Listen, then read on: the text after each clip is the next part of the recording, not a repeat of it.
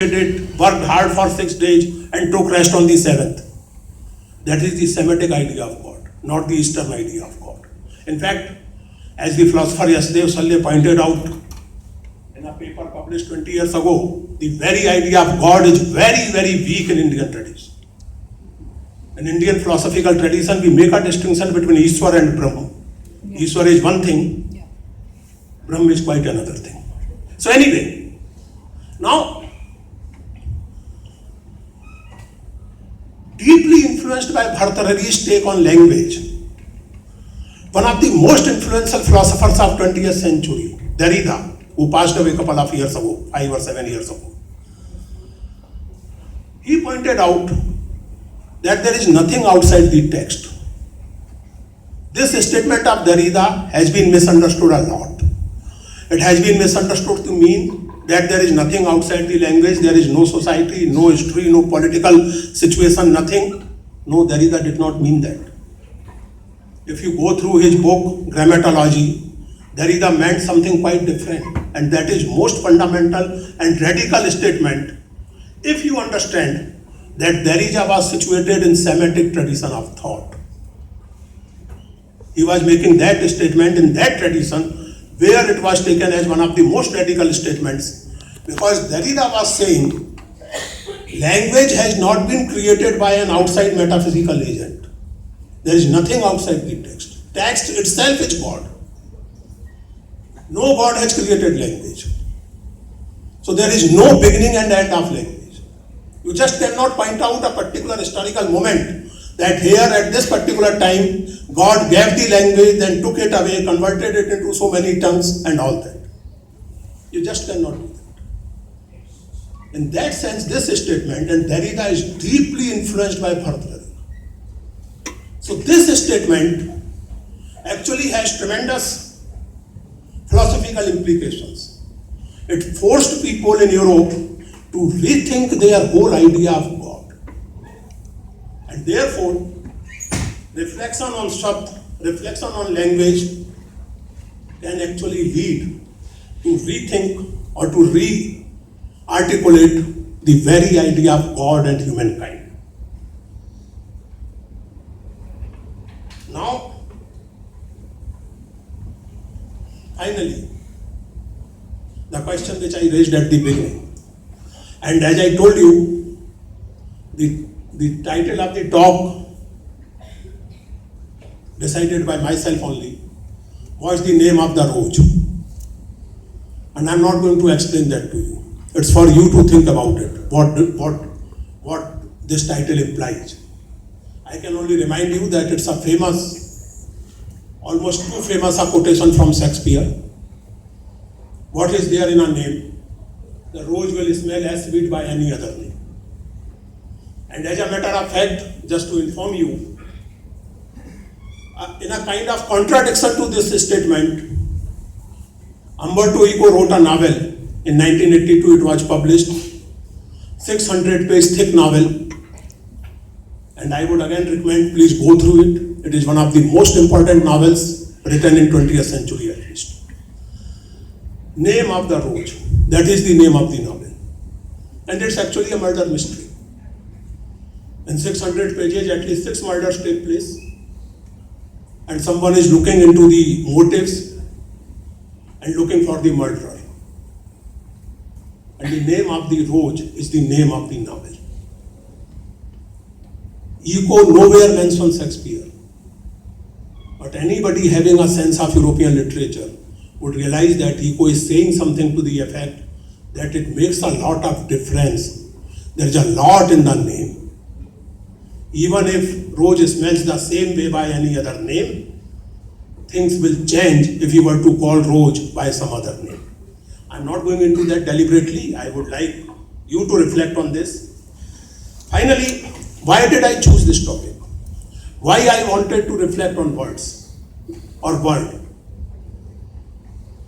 I am a student of literature primarily, also interested in history, philosophy and things like that, but primarily a student of literature, primarily a practitioner of words, a writer. So for me this is of even more important consideration, but for you also. There is a novel called 1984, George Orwell's novel. It presents a dystopia.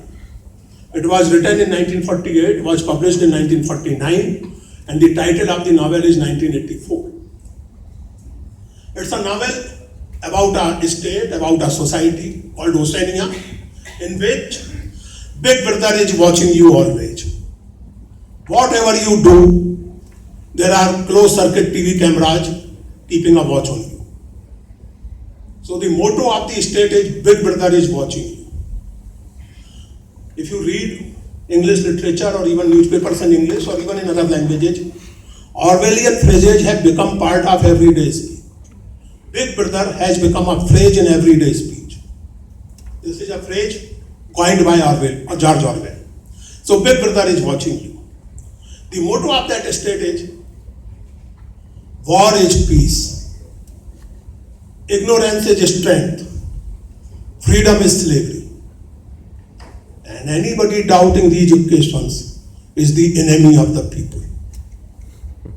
Anybody saying that no sir, war is not peace, war is war, peace is liable to be charged with sedition, is liable to be charged with punished with life. So please accept quietly in your own interest, war is peace, ignorance is strength, freedom is slavery. Only recently, we heard a responsible, honorable minister using the phrase intellectual terrorism in a formal debate and discussion in Indian Parliament. Not terrorism. I mean, if some argument is presented with the force of gun or sword or violence, it can be described as terrorism, certainly. If I were to tell you that whatever I am saying is God's truth, and anybody challenging me in this discussion, ठीक है बाहर निकलना तो देख लेंगे, that would be really terrorism. कि मैंने जो कुछ प्रवचन दिया उसको आपने जसका था सर झुका के मान लिया तो ठीक है, वरना बाहर निकलो, मेरे साथी खड़े हाथ पैर तोड़ देंगे. That would really be terrorism. But how can an argument which you cannot counter with argument, an argument which presents the facts which you cannot counter with your own facts, or facts which have been ignored by this argument, how can you call the entire intellectual activity as terrorism? In the last couple of years, you must have noted this, particularly on the social media, and I am addressing my young friends there. The word intellectual has acquired a kind of abusive load. You say something, or you don't like somebody, so you would read this on social media, on Twitter, on Facebook and all that. These intellectuals talk all nonsense. We will see these intellectuals. These all intellectuals must be sent to wherever. This kind of derision of intellectual is not just a problem for intellectuals. It's a problem with the society as a whole. A society which starts hating intellectual activity, a society which starts hating dialogue and debate and search for knowledge, search for finer versions of truth, is doomed. It is indeed bound to become a 1984 like dystopia. And I'm not talking in air. We have seen this in communist Russia, we have seen this in communist China, we have seen this in Romania, we are seeing this in Saudi Arabia even today. So friends, this distortion of words, this deliberate displacement of meanings, this deliberate destruction